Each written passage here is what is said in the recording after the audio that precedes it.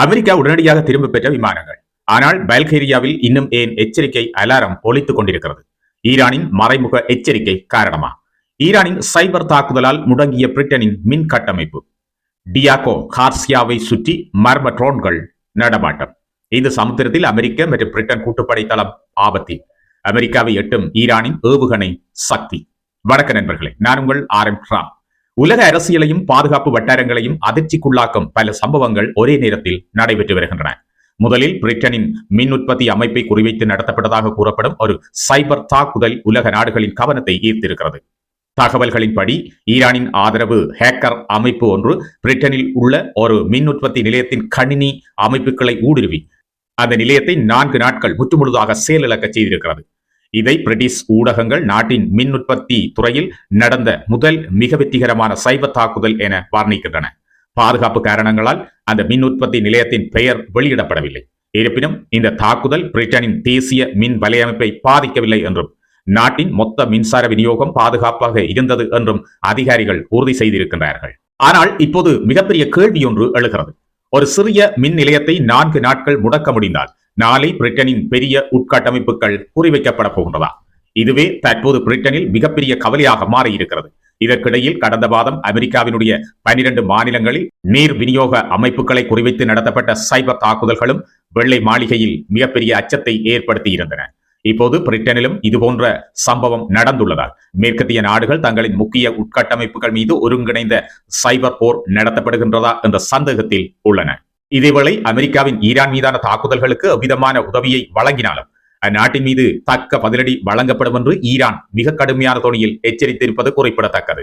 இந்த எச்சரிக்கைக்கு பின்னரான காலப்பகுதியில் தொடர்ச்சியாக இந்த வகையான சைபர் தாக்குதல் மிக முக்கியமான நாட்டினுடைய உட்கட்டமைப்புகள் மீது மேற்கொள்ளப்பட்டு வருவதாலும் இந்த தாக்குதல்கள் குறிப்பாக நேட்டோ நாடுகளின் மீது மேற்கொள்ளப்பட்டு வருவதாலும் மிகப்பெரிய அச்சத்தையும் கவலையையும் ஏற்படுத்தி இருக்கிறது. மிகப்பெரிய முக்கியமான அன்றாட தேவைகளை பூர்த்தி செய்யக்கூடிய உட்கட்டமைப்புகள் இவ்வாறான சைபர் தாக்குதல்களுக்கு உட்படுத்தப்பட்டால் மிக பாரிய பிரச்சனைகளை நாட்டினுடைய அரசாங்கங்கள் எதிர்கொள்ளப் போகின்றது என்ற சந்தேகம் எழுந்திருக்கிறது. மத்திய கிழக்கில் அமெரிக்கா மற்றும் ஈரானுக்கு இடையிலான மோதல் ஓரளவு அமைதியாகிவிட்டதாக உலகம் நினைத்துக் கொண்டிருக்கும் நேரத்தில் ஆயிரக்கணக்கான கிலோமீட்டர் தொலைவில் உள்ள ஒரு சிறிய நேட்டோ நாடான பல்கேரியா திடீரென உலக கவனத்தை இப்போது ஈர்த்திருக்கிறது.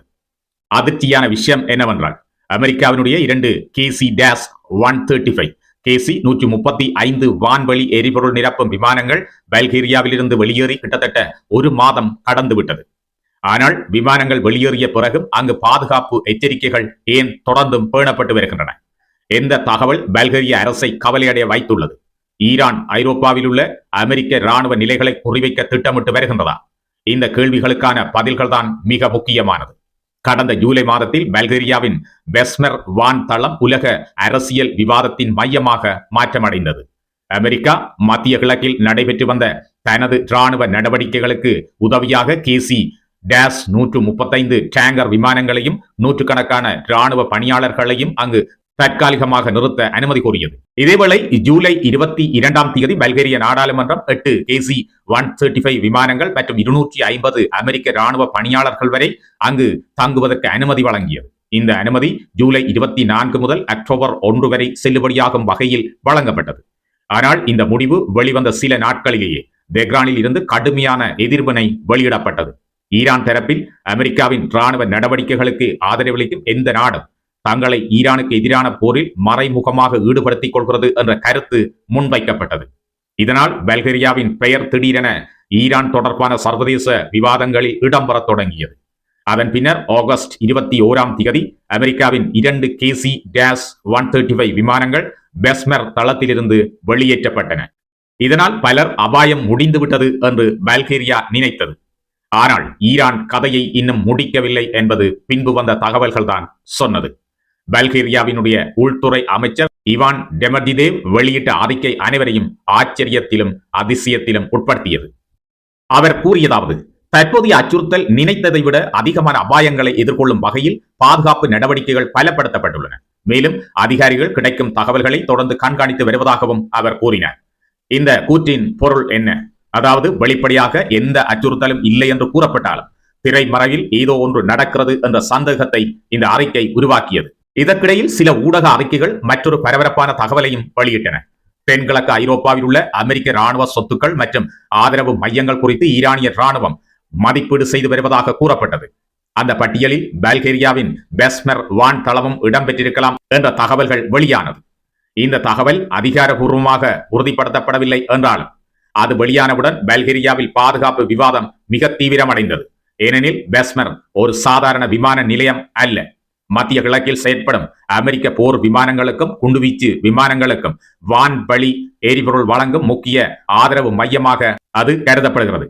ஒரு போர் விமானம் ஆயிரக்கணக்கான கிலோமீட்டர் தூரம் சென்று தாக்குதல் நடத்த வேண்டுமெனில் வழியில் எரிபொருள் நிரப்பும் டேங்கர் விமானங்கள் மிக அவசியமானது. அந்த வகையில் KC-135 விமானங்கள் அமெரிக்க ராணுவத்தின் மிக முக்கியமான சொத்துக்களில் ஒன்றாகும். இதனால் தான் பெஸ்மெர் தளம் சாதாரண ராணுவ தளமாக அல்லாமல் ஒரு மூலோபாய அமெரிக்க ஆதரவு மையமாக பார்க்கப்படுகிறது. அதே நேரத்தில் இந்திய பெருங்கடலில் அமைந்துள்ள உலகின் மிக முக்கியமான ராணுவ தளங்களில் ஒன்றான டியாகோ கார்சியாவை சுற்றியும் மர்மம் உருவாகி இருக்கிறது. அமெரிக்கா மற்றும் பிரிட்டன் இணைந்து பயன்படுத்தும் இந்த ராணுவ தளத்தின் மேலாக அடையாளம் தெரியாத ட்ரோன்கள் பறந்ததாக தகவல்கள் வெளியாகி இருக்கின்றன. அதிர்ச்சிகரமான விஷயம் என்னவென்றால் இந்த ட்ரோன்கள் தளத்தின் எரிபொருள் சேமிப்பு பகுதிகளுக்கு அருகில் கண்டறியப்பட்டதாக கூறப்படுகிறது. அப்படிப்பட்ட தளத்தின் மீது மர்ம ட்ரோன்கள் தோன்றியிருப்பது பாதுகாப்பு நிபுணர்களை மிகப்பெரிய கவலையில் ஆழ்த்தியிருக்கிறது. இதற்கிடையில் ஈரான் தனது ஏவுகணை திறன்கள் குறித்து புதிய மற்றும் அதிர்ச்சிகரமான அறிவிப்புகளை வெளியிட்டு வருகின்றன. ஈரானின் புரட்சிகர பாதுகாப்பு படை அதிகாரிகள் கூறுவதன்படி அவர்களது சில ஏவுகணைகள் தற்போது பறந்து கொண்டிருக்கும் போதே திசையை மாற்றும் திறனை பெற்றிருக்கின்றன. அதாவது ஒரு ஏவுகணை ஏவப்பட்ட பிறகு அதன் பாதையை மாற்றி எதிரியின் வான் பாதுகாப்பு அமைப்புகளை தவிர்த்து இலக்கை மிக துல்லியமாக அடைய முடியும் என்று அவர்கள் கூறுகின்றனர். அது மட்டும் அல்ல, முதலில் ஒரு இலக்கை நோக்கி ஏவப்பட்ட ஏவுகணையை பறக்கும் போதே மற்றொரு இலக்கை நோக்கி திருப்பிவிட முடியும் என்று அவர்கள் கூறுகின்றார்கள். உலகில் இதுவே மிக முக்கியமான ஏவுகணையாக எதிர்காலத்தில் வரப்போகின்றது.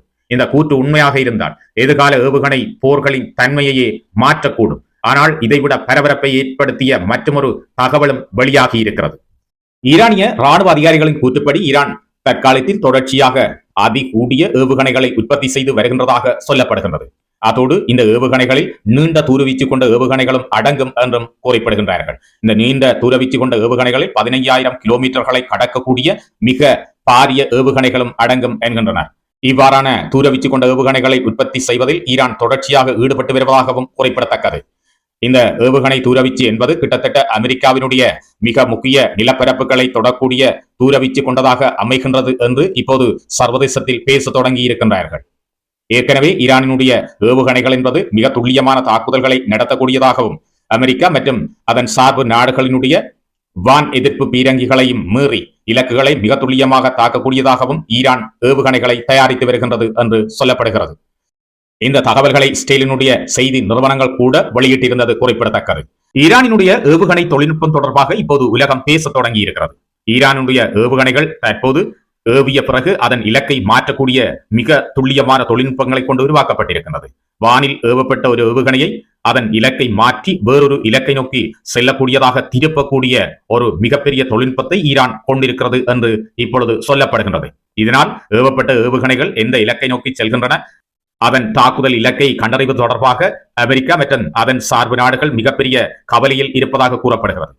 ஒரு இலக்கை நோக்கி சென்ற ஏவுகணை வேறொரு இலக்கை நோக்கி இடையில் சென்று தாக்கக்கூடிய திறனை இப்பொழுது ஈரானினுடைய ஏவுகணைகள் கொண்டிருப்பதாக சொல்லப்படுகின்றது. இதனால் அமெரிக்காவினுடைய வான் எதிர்ப்பு ஏவுகணைகளால் இந்த ஏவுகணைகளை சுட்டு வீழ்த்துவதற்கும் அதே நேரம் அதனுடைய உண்மையான இலக்கை கண்டுபிடிப்பதற்கும் மிக கடினமாக உள்ளதாக சொல்கின்றார்கள். எனவே எதிர்வரும் காலங்களில் நடக்க இருக்கின்ற யுத்தத்தில் ஈரானுடைய ஏவுகணை என்பது மிகப்பெரிய தாக்கத்தையும் போரின் உக்தியையும் மாற்றப் போகின்றது என்று உலக ராணுவ வல்லுநர்கள் பேசுகின்றார்கள். இது இன்றைய உலக விவர செய்தி தொகுப்பு. இன்னைக்கு ஃபர்ஸ்ட் டைம் உலக விவர செய்திகளை பாக்குறீங்களா? அப்படின்னு சொன்னால் தொடர்ந்து இது போன்ற மிக முக்கியமான ராணுவ ரகசிய உலக விவர செய்திகளை அறிஞ்சு கொள்றதுக்கு உலக விவர சேனலை சப்ஸ்கிரைப் பண்ணி இந்த பெல் ஐக்கனை கிளிக் பண்ணி எங்களோடு தொடர்ச்சியாக இணைந்திருங்கள். காணொலி பிடிச்சிருந்தா லைக் பண்ணுங்க. அப்பதான் இந்த காணொலி நிறைய பேருக்கு சென்று சேரக்கூடியதாக இருக்கும். மேலும் காணொலி தொடர்பான உங்களுடைய கருத்துக்களை எதிர்பார்க்கின்றேன். நாளை மாலை இதே நேரம் ஒரு முக்கியமான உலக விவர செய்தி தொகுப்போடு உங்கள் அனைவரையும் சந்திக்கிறேன். நான் உங்கள் RN ராம். வணக்கம்.